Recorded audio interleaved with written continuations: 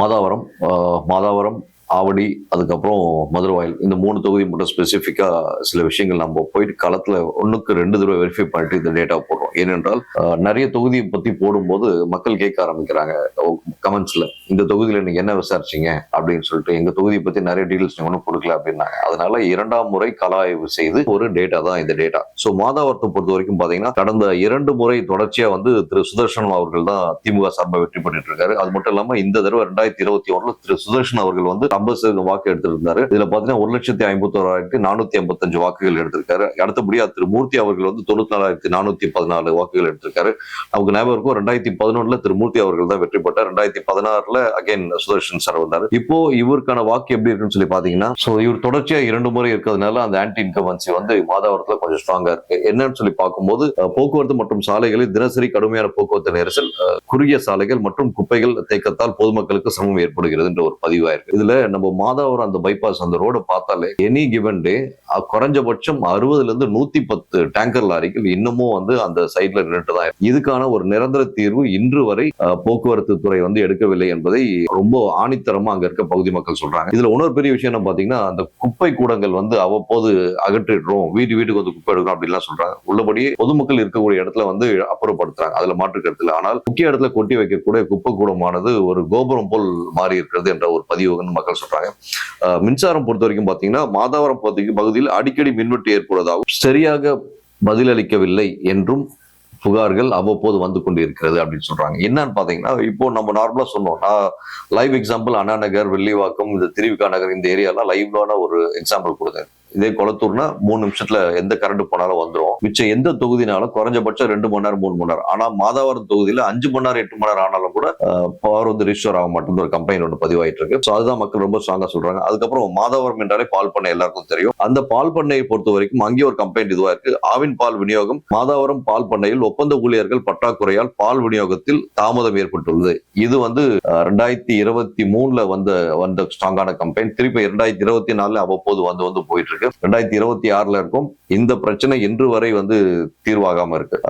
நம்ம எல்லாருக்கும் தெரியும், முதல்ல திரு நாசர் அவர்கள் பால்வளைத்துறை அமைச்சராக இருக்கும்போது சில விஷயங்கள்லாம் முயற்சி செஞ்சு சக்சஸ் ஆகிற நேரத்துல அவர் அமைச்சர் பதவியில் தூக்கிட்டாங்க. அது என்ன ரீசன் எல்லாருக்கும் தெரியும். இப்போ இருக்கக்கூடிய சூழல் அதே பிரச்சனை திரும்ப நிலவுவதாக சொல்லப்படுகிறது. இன்னொரு முக்கியமான விஷயம், மாதாவரம் பொறுத்த வரைக்கும் அவ்வப்போது அங்கே இருக்கக்கூடிய லாரிகளில் இந்த பெட்ரோல் டீசல் திருட்டு என்பது அடிக்கடி நடக்குன்னு பதிவு செய்யறாங்க. அது மட்டும் இல்லாம முக்கியமா அந்த பைபாஸ் சாலையில காவல்துறை சேர்ந்த போக்குவரத்து அதிகாரிகள் அந்த டேங்கர் லாரி ஏதாச்சும் ஐட்டம்ஸ், அதாவது மக்களுக்கு தேவையான அத்தியாவசிய பொருட்களை ஏதாச்சும் வண்டி ஏற்றிட்டு போனா 50 ரூபா 100 ரூபான்ற லஞ்சம் வாங்குறது இயல்பான விஷயமா நடந்துட்டு இருக்கு. இது எத்தனையோ சமூக ஊடகங்களையும் சரி, டிவி சேனல்லையும் நிறைய பேர் வீடியோ போட்டும் கூட இன்னும் அந்த ஒரு கேவலமான செயல் மாதாவரத்திலும் சரி கோயம்பேடிலும் சரி தொடர்கடையாக இருக்கிறது. இதை இன்றும் அரசு கண்டுகொள்ளவில்லை என்பதை மாதாவரம் பகுதி மக்கள் பதிவு செய்யறாங்க. சோ இதனால சுதர்ஷன் சார் தோத்துருவாரா அப்படின்னு பார்த்தா அப்கோர்ஸ் 100% வாய்ப்புகள் அதிகமா இருக்கு. ஏன்னா தொடர்ச்சியா 2 தடவை இருந்திருக்காரு. ஒண்ணு. இரண்டாவது, இவ்வளவு மக்களுக்கு இவ்வளவு ஒரு அருவருப்பான சில விஷயங்கள் அந்த தொகுதியில் நடக்குதுன்னு போது ஆப்வியஸா இதுக்கான ஆன்டி இன்கம்பன்சி ஜாஸ்தியா இருக்கும். சோ இந்த முறை மூர்த்தி என்பவருக்கு வெற்றி வாய்ப்பு அதிகமா இருக்குன்றது பார்க்கும். அடுத்தபடியா ஆவடி தொகுதி பத்தி நம்ம போதுமான நிறைய டிஸ்கஷன் பண்ணியிருக்கோம். ஏற்கனவே அது ரிலேட்டடான விஷயங்கள் நிறைய ஷேர் பண்ணிருக்கேன்.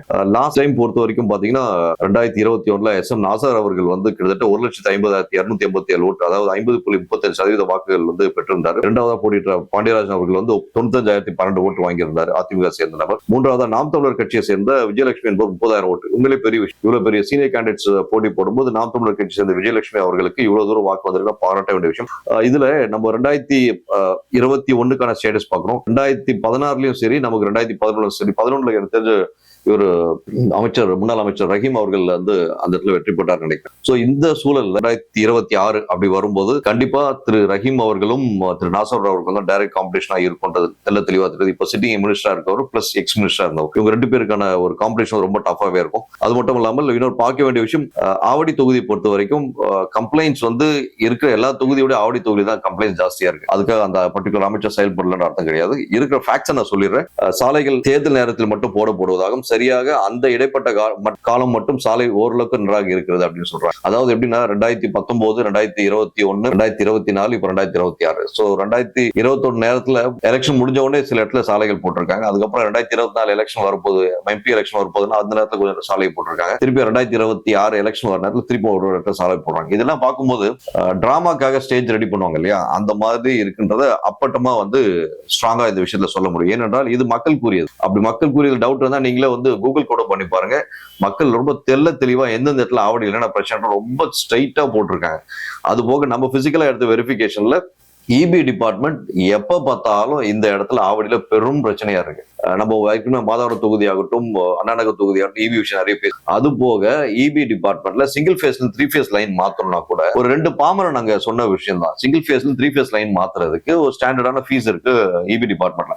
அது போக கையூட்டு வெக்கமே இல்லாம இபி டிபார்ட்மெண்ட்ல கேட்கறாங்கன்ற விஷயத்த வந்து பதிவு பண்றாங்க. இது ரிலேட்டடா கம்ப்ளைண்ட் கொண்டு போய் கொடுத்தாலும் ப்ராப்பரா வந்து கம்ப்ளைண்ட் எடுக்கப்படுதில்லை அப்படின்ற விஷயத்த அது சொல்றது கூட பயப்படுறாங்க. சார் நாங்க சொல்றது நீங்க மீடியா போட்டீங்கன்னா தேவையில்லாம எங்களுக்கு பிரச்சனை வரும், ஃபேமிலி பிரச்சனை வரும்னு சொல்லி ஃபீல் பண்றாங்க.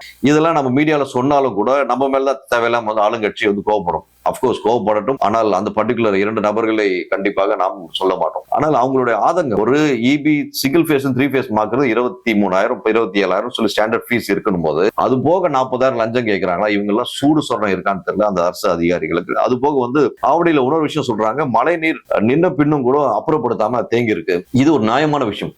ஏன்னா 4,000 கோடி என்னாச்சுன்னு தெரியல. அதை பத்தி அந்த டாபிக் பத்தி நாங்க வரல. ஏன்னா 2021 சென்னையில இனிமேல் மழை நீரை நிக்காது அப்படின்லாம் ரொம்ப உத்தரவாதம் கொடுத்து சொன்னாங்க. 4,000 கோடி பட்ஜெட் அலாட் பண்ணாங்க. கடவுளுக்கும் அலாட் பண்ண அந்த நபர்களுக்கு மட்டும்தான் தெரியும். ஆவடியில இது ரெகுலரா எவ்ரி மழை சீசன் டைம்ல வந்து இது அவ்வப்போது நடந்து கொண்டு இருக்கிறது. அது ஒரு குறிப்பிட்ட ஒரு 3 பெண்மணிகள் சொன்ன விஷயம்.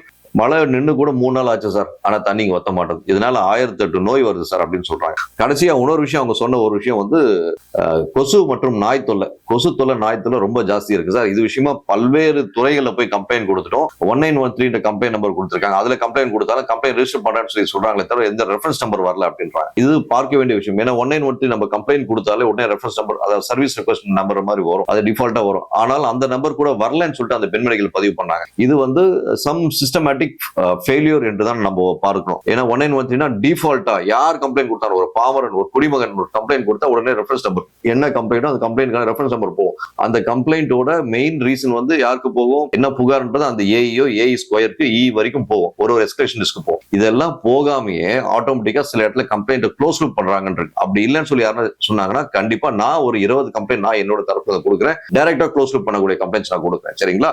It's open challenge to Chennai மாநகராட்சி. இது ஆவடி மாநகராட்சியில் தொடர்கிறது என்பதை ஆதாரத்தோட ப்ரூவ் பண்ண முடியும். அதுக்கு அடுத்தபடியா மக்கள் ஆவடி மக்கள் எதிர்பார்க்கிறது மழை நீர் தேங்காமல் இருக்க ஒரு பர்மனண்டான சொல்யூஷன் கொடுத்தா நல்லா இருக்கும். எவ்ரி இயர் வந்து இந்த ப்ராப்ளத்தை நாங்கள் ஃபேஸ் பண்றோம். ப்ராப்பரான சாலை எலெக்ஷன் நேரத்தில் மட்டும் போடாம பர்மனண்டா போறதுக்கான வழிவகை செஞ்சா நல்லா இருக்கும். இதே வந்து இந்த ஆட்சி பீரியட்ல எப்படி இருக்கு, சரி அதிமுக ஆட்சியில் எப்படி இருக்குன்னு சொல்லிட்டு ஒரு 2-3 பேர் விசாரிச்சு சார் உள்ளபடியே அதிமுக ஆட்சியில் எங்களுக்கு கொஞ்சம் திருப்தியா இருந்தது சார். அது கொஞ்சம் திருப்தி என்று சொல்லும் போது ஆச்சரியமா இருந்தது. என்னங்க இதுக்கு அவங்க நீங்க அதிமுக ஆளா இல்ல பிஜேபி ஆளா கேட்கும் போது அவங்க சொல்றாங்க, தெரியும் சார் நான் சோத்து கட்சியை சேர்ந்தவன், எனக்கு வந்து சோறு தான் முக்கியம், இந்த கட்சி அந்த கட்சி முக்கியம் கிடையாது. அதிமுக ஆட்சியில் ஓரளவுக்கு எல்லாமே ஃபெசிலிட்டிஸ் கொஞ்சம் கரெக்டா இருந்தது. ஆனால் லஞ்சம் லாவண்யம் ஆவடியில் எந்த நகராட்சி எந்த ஒரு விஷயத்துக்கு போனாலும் லஞ்சம் கொடுக்காம எந்த வேலை நடக்காது அப்படின்ற வார்த்தையை வந்து ஒருத்தர் பதிவு பண்றாங்க. இதெல்லாம் வச்சு பார்க்கும்போது இந்த விஷயங்கள்லாம் அந்த பர்டிகுலர் சட்டமன்ற உறுப்பினர் ஆகட்டும் மாவட்ட உறுப்பினர் செல்கிறதா என்று பார்த்தால் செல்கிறதா இல்லையா என்பதை அந்த சட்டமன்ற உறுப்பினர் மாவட்ட உறுப்பினர் தான் சொல்லணும். ஏனென்றால் அந்த மாவட்ட உறுப்பினர் ஆகட்டும் மேயர் ஆகட்டும் அவர்களிடம் நான் பல்வேறு முறை தொலைபேசியில் பேசியிருக்கேன். முக்கியமா மேயர் அவர்கிட்ட நிறைய தடவை போன்ல பேசியிருக்கேன். அவருக்கு நல்லாவே தெரியும். ஸ்ட்ராங்கா இந்த விஷயத்துல நான் சொல்றேன். இந்த சூழல்ல ஆவடி பொறுத்த வரைக்கும் இந்த முறை திரு நாசர் அவர்களுக்கு டஃபா தான் இருக்கும். அண்ட் நான் முதலே சொன்ன மாதிரி நாசர் அவர்கள் தவிர்த்து அதே கூட்டணி கட்சியை சேர்ந்த மதிமுக அருந்தராசன் கேட்டுட்டு இருக்கா சொல்றாங்க. அவருக்கு சீட்டு தர வாய்ப்புகள் இல்லை கண்டிப்பா. ஏன்னா சிட்டிங் மினிஸ்டர் வேற, அவருக்கு தான் சீட்டு கொடுப்பாங்க. இதே திரு ரஹீம் அவர்கள் காம்படேட் பண்ணா ரஹீம் அவர்களுக்கான ஒரு செல்வாக்கு அந்த இடத்துல வந்து ரொம்ப நல்லாவே இருக்கு. அதையும் நம்ம கண்கூட பார்த்துக்கணும். ஏனென்றால் மக்கள் வந்து இப்போது இருக்க கட்சி ஆட்சி மீது தான் குறை சொல்றாங்களே தவிர ரஹீம் அவர்கள் வந்து 10 ஆண்டுகள் முன்னாடி அதிமுக ஆட்சி மட்டும் தான் பேசுறாங்க. ரஹீம் அவர்களை ஸ்பெசிபிக் பண்ணி பேசல. ஸ்பெசிபிக் பண்ணி ஒரு 2-3 பேர் சொல்றாங்க. என்னன்னா அந்த பகுதியில் வேலை செய்யக்கூடிய பாமரன் என்று சொல்ல சாமானியன் என்று சொல்லலாம். அவர்கள் முதல் கொண்டு ரஹீம் அவர்கள் அப்ரோச்சபிள் பர்சனா இருக்காருன்னு சொல்றாங்க. அதுதான் வந்து ஒரு கேண்டிடேட்கான சக்சஸ் ரேஷியோ. அப்படி வச்சு பார்க்கும்போது திரு ரஹீம் அவர்களுக்கு அங்க வந்து வெற்றி வாய்ப்பு அதிகமா இருக்குன்னு சொல்லிட்டு நம்ம ஸ்ட்ராங்கா பதிவு பண்ண முடியும். அடுத்தபடியா வந்து மதுரவாயல் தொகுதி, இந்த தொகுதி பொறுத்த வரைக்கும் பாத்தீங்கன்னா நம்ம எல்லாருக்கும் தெரியும், கடந்த முறை வந்து திரு கணபதி அவர்கள் வந்து போட்டியிட்ட தொகுதி, போட்டியிட்டு வெற்றியும் பெற்றார். அவரு கிட்டத்தட்ட வந்து 1,71,298 ஓட்டு, அதாவது 44.6%. அதிமுக சேர்ந்த திரு பெஞ்சமின் அவர்கள் வந்து 89,577 வாக்குகளும் கிட்டத்தட்ட 32.97% வாங்கியிருக்காரு திரு பெஞ்சமின் அவர்கள். 2016 நம்ம எல்லாருக்கும் ஞாபகம் இருக்கும், திரு பெஞ்சமின் அவர்கள் தான் வெற்றி பெற்று பிளஸ் அமைச்சரும் ஆனாரு. அதே மாதிரி 2011 வந்து இவரு மார்க்சிஸ்ட் கட்சியை சேர்ந்த பீமாராவோட வெற்றி பெற்றார். 2026 எப்படி இருக்கும் அப்படின்னு சொல்லி பார்க்கும்போது 2026 திரு கணபதி அவர்கள் வாய்ப்பு இருக்குமா பாத்தீங்கன்னா 90% சான்சஸ் கம்மி. மக்கள் நீதி மையம் கட்சியிலிருந்து வந்த அந்த சகோதரி மக்தும்பிரியா என்ற நபர் வந்து திமுக மூவ் ஆயிட்டாங்க. கட்சியை வந்து இணைஞ்சதுனால ஆப்வியஸா வந்து இந்த பொண்ணுக்கான வாய்ப்புகள் கொடுக்கப்படும் என்று சொல்லப்படுது. அதுக்கு இந்த கணபதியை தூக்கிடுவாங்களா அப்படின்னு அது எங்களுக்கு தெரியாது. நமக்கு கிடைச்ச ஒரு நியூஸ் பொறுத்த வரைக்கும் பாத்தீங்கன்னா பத்மபிரியா போட்டியிடுறதுக்கான வாய்ப்புகள் இருக்கு. ஏனென்றால் அந்த ஒரு பர்டிகுலர் நபர் வந்து லாஸ்ட் டைம் கூட நல்ல ஒரு ஆக்டிவான ஸ்பீச் பார்க்க முடியும். ஒரு யூத் கிட்ட வந்து எப்படி ஒரு டெலிவரி ஆஃப் ஸ்பீச் வருமோ அது ரொம்ப சூப்பரா இருந்தது. அதனால இவங்களுக்கான அந்த வாய்ப்புகள் வந்து வேட்பாளர் வாய்ப்புகள் இருக்கு. ஆனால் அங்க இருக்க கம்ப்ளைண்ட்ஸ் வச்சு பார்க்கும்போது அங்க நமக்கு லைவா கிடைச்ச நியூஸ் வந்து கழிவுநீர் மற்றும் சுகாதாரம், கிருஷ்ணா நகர் உள்ளிட்ட பல பகுதிகளில் கழிவுநீர் வடிகால் சீரமைக்கப்படாததால் கழிவுநீர் சாலைகளில் பெருகெடுத்து ஓடுகிறது. நிலத்தடி நீரில் கலக்கும் அபாயமும் உள்ளது. குடிநீர் பற்றாக்குறை தலைவிரிச்சு ஆடிட்டு இருக்கு. இது வந்து சட்டமன்ற உறுப்பினர்கள் மாவட்ட உறுப்பினர்கள் தெரியுமா என்று கேட்டால் நமக்கு ஐடியா இல்லை. அவங்க தான் பதில் சொல்லணும். அது போக முக்கியமான ஒரு விஷயம், ரொம்ப லாஜிக்கான விஷயம், போரூர் சந்திப்பு மற்றும் மதுரவாயல் சாலைகளில் குறிப்பாக போக்குவரத்து நெரிசல் நேரங்களில் கடுமையான போக்குவரத்து நெரிசல் ஏற்படுகிறது அப்படின்ற வார்த்தை. இந்த வார்த்தை வந்து ஜோக்கா கூட நம்ம எடுத்துக்க முடியாது. நீங்க தயவு செய்து டைம் கிடைச்சா அந்த பைபாஸ் சைட்ல போய் பாருங்க. மதுரவாயில் அந்த பைபாஸ் சைட்லயும் சரி, அந்த ஏரிக்கரை பைபாஸ் சைட்லயும் சரி, கண் கூட நம்ம பார்க்க முடியும். By default of 30 to 40 minutes நம்ம அங்க திமுக நிறைய இடத்துல பிரிட்ஜஸ் எல்லாம் கட்டியிருக்காங்க. அதுல மாற்று கருத்தே இல்லை. திமுக தான் நிறைய பிரிட்ஜஸ் கட்டினாங்க. ஆனால் கட்டியும் கூட போக்குவரத்து நெரிசல் இவ்வளவு அதிகமாகுதுன்னா அதுக்கு காரணம் யார் என்ன என்றதை நம்ம பார்க்கணும். அடுத்தபடியா பூங்கா பராமரிப்பு, பூங்காக்கள் சரியாக பராமரிக்கப்படுவதில்லை என்ற ஒரு புகார் தொடர்ச்சியாக 4 ஆண்டுகளாக பதிவு செய்தும் சரி செய்யவில்லை என்ற ஒரு குற்றச்சாட்டு ஸ்ட்ராங்கான ஒரு பாயிண்ட். அதுக்கப்புறம் குற்ற செயல்கள், பண மோசடி, பெண்கள் மீதான தாக்குதல் மற்றும் போலி அதிகாரிகள் தொடர்பான காவல்துறை புகார்கள் பதிவாகியுள்ளன அப்படின்ற விஷயமும் நமக்கு வெளியே வருது. ஒரு முக்கியமான விஷயம், நம்ம மதுரவாயில் அந்த தொகுதியில மட்டும் 2 முறை வந்து புகார்கள் வந்து பதிவும் ஆயிருக்கு. இந்த ஊபர், ஓலா அந்த மாதிரி ஒரு ஆப் மூலமா வந்து டிராவல் பண்ணக்கூடியவங்களை அங்க வந்து ஒதுக்குப்புறமா கூட்டிட்டு வந்து, எஸ்பெஷலி வந்து பெண்கள், சில பெண்கள் வந்து ஆண்கள் அந்த மாதிரி கூட்டிட்டு வந்து அங்க மிஸ்யூஸ் பண்ணி அவங்கள வந்து பணம் திருடுறதான விஷயங்கள்லாம் வந்து பதிவும் ஆயிருக்கு. இதுல வந்து பாத்தீங்கன்னா நிறைய தெஃப்ட் கேஸ் அங்க மதுரவாயல் பகுதியில் நடக்குது. அது கேஸ் ப்ராப்பர் ரெஜிஸ்ட்ரேஷன் பண்ண மாட்டாங்க. அது போய் சிஎஸ்ஆர்கே கூட பொதுமக்கள் அலையறாங்க. அப்படி இல்லைன்னு சொல்லி அந்த காவல்துறை அதிகாரிகள் யாராவது சொன்னா, நான் ஆத்தென்டிகேட்டடா ஒரு 3 பேர் கூட்டிட்டு வரேன், அந்த 3 பேர் உங்க ஸ்டேஷனுக்கு எத்தனை தடவை சிஎஸ்ஆர் கலைஞ்சாங்க முதல் கொண்டு நீங்க வந்து வீடியோ ப்ரூஃப் உங்ககிட்ட சிசிடிவி வச்சிருக்கீங்களா ஸ்டேஷன் வழி, அதோட ப்ரூவ் பண்ணி காமிங்க. அவங்க எத்தனை தடவை நடையா நடந்தாங்கன்னு நானும் ப்ரூவ் பண்ணி காமிக்கிறேன். சரிங்களா? இது மதுரவாயல் பகுதியில் நடக்கக்கூடிய ஒரு பேசிக்கான விஷயம். இதெல்லாம் வச்சு பார்க்கும்போது இந்த தொகுதியில திமுக திரும்ப போட்டியிட்டா வெற்றி வாய்ப்பு எப்படி இருக்கும்ன்றது நான் மக்களோட பார்வைக்கு விட்டுறேன். சரிங்களா?